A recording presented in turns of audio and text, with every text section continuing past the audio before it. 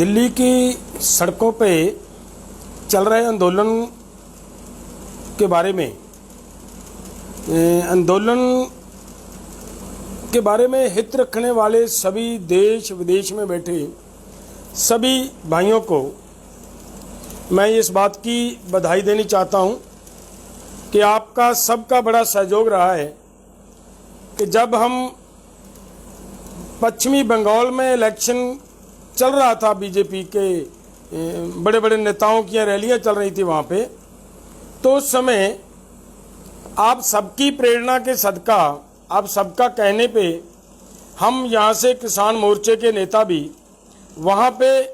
लोगों को ये बात बताने के लिए कि बीजेपी की नीयत क्या है, इनकी नीति क्या है, ये किस तरीके से देश को और देश के लोगों को मारने के लिए तरह तरह के प्रयास कर रहे हैं, वो सब बात बताने के लिए हम पश्चिमी बंगाल में गए। और वहाँ के लोगों ने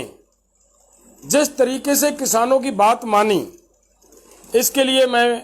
पश्चिमी बंगाल के सभी वोटरों का, सभी लोगों का, सभी किसान भाइयों का धन्यवाद करना चाहता हूं। क्योंकि ये बात मैं इसलिए कह रहा हूं कि ममता बहन जी बहुत कम मार्जिन से जीते हैं, तो इससे ये निकलता है कि ममता जी की मुखालफत लोगों के अंदर हो सकता हो थोड़ी बहुत, लेकिन जो इतनी भारी संख्या में लोगों ने इतनी सारी सीटें लेकर गए हैं, वहाँ के लोगों ने जिताई है ममता जी को, वो एक बात का बहुत बड़ा संकेत है कि उन लोगों ने सच में किसानों की बात को समझा है और इस आंदोलन का सहयोग करने की जो उन्होंने प्रयास किया है, वो इस इलेक्शन के दौरान वो साफ नजर आया और उन्होंने सहयोग दिया है। इसके लिए हम संयुक्त किसान मोर्चा की ओर से पूरे बंगाल के लोगों का और उन स्टेटों का भी जहां जहां इन्होंने बीजेपी को पिछाड़ा है, उन सभी का धन्यवाद करना चाहते हैं यहां से हम। और मैं एक बात ये भी कहूंगा कि इस पे दो तरह की बात सामने आ रही है। एक तो ये बात बड़ी क्लियर है कि बंगाल में जिस तरीके से बीजेपी की हार हुई है, वो इस बात का संकेत देती है कि किसान आंदोलन करने वाले लोग, जो नेता वहां पे गए, लोगों ने उनकी बात को समझा और इसको हराया है। इसके लिए ये जीत है, जो किसान आंदोलन की जीत है और लोगों की, देश के किसानों की जीत है और विदेशों में बैठे जो लोग इस आंदोलन को सपोर्ट कर रहे हैं, उन सभी की जीत है ये। और इसके साथ दूसरी जो स्टेटों जहाँ पे किसान आंदोलन की गूंज तो गई है, क्योंकि ये जो हार हुई है बीजेपी की, ये बता रही है कि पूरे देश में अलग अलग स्टेटों में इस किसान आंदोलन जो दिल्ली में चल रहा है, सड़कों पे किसान बैठे लगातार 5 महीने से आंदोलन कर रहे हैं, इनकी आवाज वहां तक पहुंच चुकी है। जो उन्होंने बुरी तरह बीजेपी को हराया है, बीजेपी को कहीं भी मुंह नहीं लगाया लोगों ने। इस बात में बड़ी क्लियर बात होती है कि इस आंदोलन की पूरे देश में गूंज जा चुकी है। नाल साथ में एक बात और भी है कि लोगों के अंदर, जो हमारे प्रधानमंत्री जी कहें या हमारे गृह मंत्री जी कहें या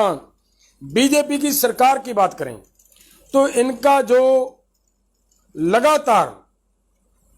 हिटलरशाही रवैया लोगों के सामने आ रहा है, पेश आ रहा है कि जो बात कैदी सो कैदी, उससे पीछे नहीं हटेंगे, उसका भी लोगों ने मुंह तोड़ जवाब दिया है इनको। और इसकी जो डिक्टेटरशिप वाली नीति या नीयत है, ये उसकी हार हुई है। मैं ये मानना है मेरा कि जैसे आंदोलन की जीत हुई है और मोदी जी की डिक्टेटरशिप वाली विचारधारा की हार हुई है, मैं पूरे देश के सभी लोगों को आज के इस इलेक्शन के जो नतीजे सामने आ रहे हैं, इनके आधार पे पूरे देश के लोगों को बधाई देना चाहता हूं कि आप सभी ने मिलकर इन लोगों को ये सबक सिखाने का काम किया है और बहुत अच्छा काम किया है। और मैं उम्मीद भी करता हूं आगे भी जहां जहां पे भी ये बीजेपी वाले इलेक्शन के दौर में जाएंगे और सभी जगहों पर मतलब इनको ये ऐसे ही सबक सिखाना पड़ेगा। आने वाले समय में भी यूपी में भी ये इलेक्शन होने का समय नेड़े आ चुका है, करीब आ चुका है, तो वहाँ पे भी इनको सबक सिखाने का काम किसानों को करना पड़ेगा और उसके लिए हम तैयार हैं और पूरे देश का किसान इसके लिए तैयार है और इसकी सजा भुगतने के लिए बीजेपी को तैयार रहना चाहिए। और फिर मैं साथ में ये भी कहूँगा कि अभी समय है बीजेपी के लिए, अब समय है, समझ जाना चाहिए बीजेपी को कि इस आंदोलन की ताकत कितनी है, कहां तक इसकी आवाज पहुंच चुकी है। अगर ये आंदोलन ये ऐसे इन इलेक्शनों के दौर में ये कर सकता है तो समझ लीजिए कि पूरे देश में इसका ऐसा ही खमियाजा भुगतना पड़ेगा बीजेपी को। और इस बात को समझते हुए बीजेपी को तुरंत ये कानून रद्द करने चाहिए और एमएसपी की गारंटी का कानून बनाए। और ये जो कोरोना वरोना की बात कर रही है ना, इस पे भी मैं ये एक बात ये कहूँगा कि ये कोरोना एक बात ध्यान में रखने वाली है। मैं सभी भाइयों को कहना चाहता हूँ कि देखिए, इंजेक्शन लगाए गए हैं लोगों को, जितने ज़्यादा इंजेक्शन लगेंगे वो लगभग लोगों को बुखार आएगा। जब उन लोगों को बुखार आता है तो लोग बेचारे डर के माहौल से भय में आते हुए वो हॉस्पिटल की ओर भागते हैं। हॉस्पिटलों में वो जो इतनी भारी संख्या में प्रॉब्लम आती है कि हॉस्पिटलों में जगह नहीं मिल रही, वहाँ पे बेड नहीं मिल रहे, इसकी मेन वजह इनकी वैक्सीनेशन है। जिस तरीके से ये वैक्सीनेशन कर रहे हैं और जो वैक्सीन दे भी रहे हैं उसके हिसाब से भी ये मानते हैं कि 1000 में से 3 तो मरेंगे। जब ये मान ही रहे हैं तो दूसरी तरफ इंजेक्शन सभी को लगेगा तो देखिए कितने % बनता है। और इधर बुखार होगा, किसी को कोरोना होगा, किसी को नहीं होगा, बहुत कम लोगों को होगा। जिनको होगा उनमें से ज़्यादा 1.5% डेथ रेट होता है। तो हिसाब लगाए सरकार कि इनकी वैक्सीन के हिसाब से अगर डेथ होती है, ज़्यादा नुकसान होता है या फिर इनके कोरोना की वजह से वो नुकसान होता है। इसके लिए कोरोना अगर सच में इतना बड़ा भय की बात है, इतना बड़ी महामारी है, तो सरकार को किसानों को डराने, धमकाने, बहकाने की जरूरत नहीं है। सरकार ये करे कि इन कानूनों को रद्द करे, कानूनों को वापस ले और किसान अपने घर जाएं। बात तो सिर्फ इतनी सी है। अगर सरकार कोरोना पे सच में सीरियस है, सच में ये मानती है कि ये कोरोना बहुत खतरनाक है, तो फिर सरकार को ये कानून वापस लेने चाहिए। अगर सरकार इस बात पे जिद करती है तो इसका मतलब क्या है कि वास्तव में सरकार कोरोना के ऊपर सीरियस नहीं है, इसको इतना बड़ा नहीं मानती और ये एक लोगों को मारने का प्रयास कर रही है। जैसे पीछे किया गया है कि बहुत सारे केसेस ऐसे सामने अखबारों में खबरें आ चुकी हैं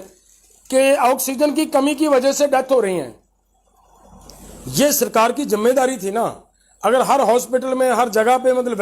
ये ऑक्सीजन पूरी होती तो मेरा ख्याल है वो लोग ना मरते। उन लोगों को मारने के लिए हमारी सरकार जिम्मेदार है और उन्होंने लोगों में भय का माहौल पैदा करने के लिए जानबूझकर ऑक्सीजन की कमी बनाई और वो कमी बनाने के बाद लोगों की डेथ हुई और उसका एक बहुत बड़ा मतलब हवा खड़ा करने का प्रयास किया सरकार ने।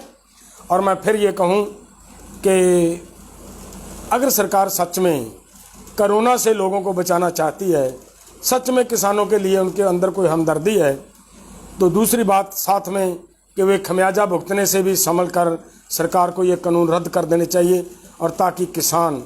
खुशी खुशी अपने घरों में जाएं। और यही मेरा कहना है। वाहिगुरू जी का खालसा, वाहिगुरू जी की फतेह।